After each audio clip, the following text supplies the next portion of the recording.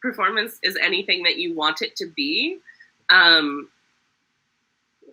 mean, RuPaul, as problematic as he is, there's some truth in that, like, you're born naked and the rest is drag. Like, I think there are so many times in a day that we're performing and we don't realize it. And then, like, but yeah, there's definitely, like, the grander forms of performance where there's a stage, there's an audience. I don't know if I totally buy into, like, maybe when we're alone, we're not performing. Like,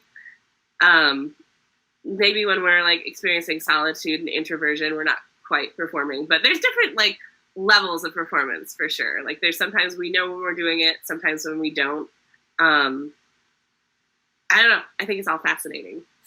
It's yeah, expressing oneself, whether consciously or subconsciously, maybe is a succinct definition. Love it. Can you define drama for me? Woodzick, period. Done. No. I would say drama, for the purposes of answering this question, is an art form that is theatrical in nature, where we're putting on a role that we do not normally play for the purposes of advancing a narrative forward. But it's so much more than that.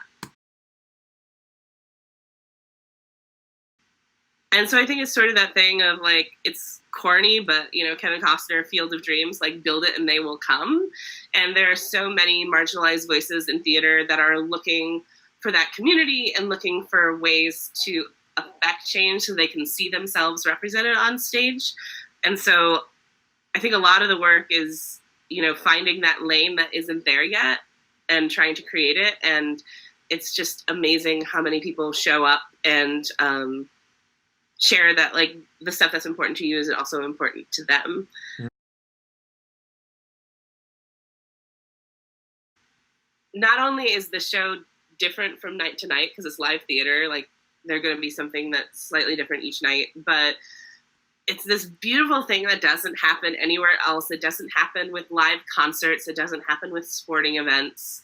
But when we share live theater with an audience, we're creating this temporary community that we've all sort of, well, most of us hopefully have bought into. And it's pure magic for me. I love it.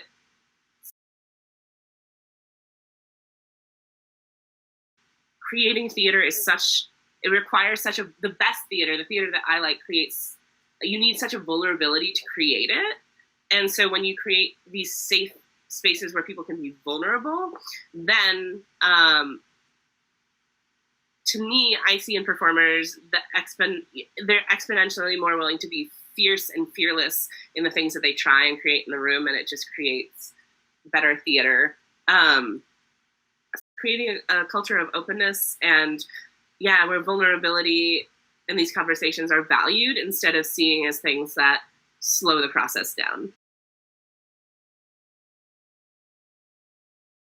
I also think that theater, and I've heard other folks say this too, is one of our most effective tools for social change. And I almost love theater more so where instead of it being more of like a documentary theater experience or a theater that has a very specific message, where you're just writing about different perspectives and letting those characters be fully fleshed out instead of sort of talking points or I think that's the way I've seen it in some of the work that I've done. Like, that's the way to get into people and maybe change their perspective about something or someone